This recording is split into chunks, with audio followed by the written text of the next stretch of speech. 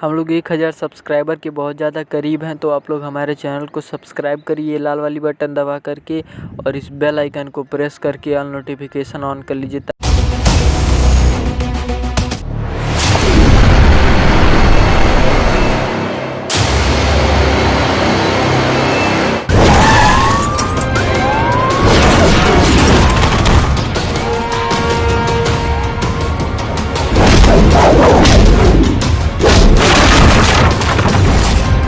अब वो वक्त आ गया है कि हम अपने भाइयों की शहादत का बदला इन हिंदुस्तानियों से ले सकें। सुन, मैं वो फौजी हूँ जो देश के बाहर जाकर दुश्मनों को ठोकता हूँ। तू तो देश के अंदर है।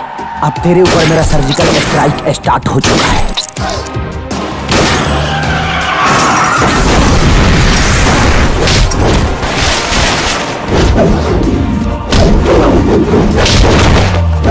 अरे कुत्ता बना के मार अब साले के।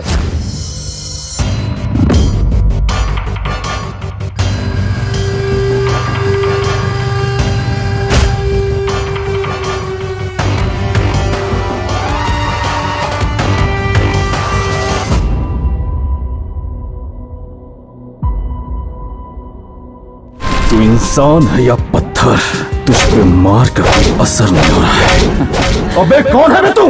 अपनी हालत देखकर तुम्हें समझ में नहीं आया कि मैं तेरा बाप ही हो सकता हूँ। हिमालय जैसा शान हमारे, सागर जैसे मनमौजी हैं, हमें बहुत सलामी देती है क्योंकि हम हिंदुस्तान के फौजी हैं।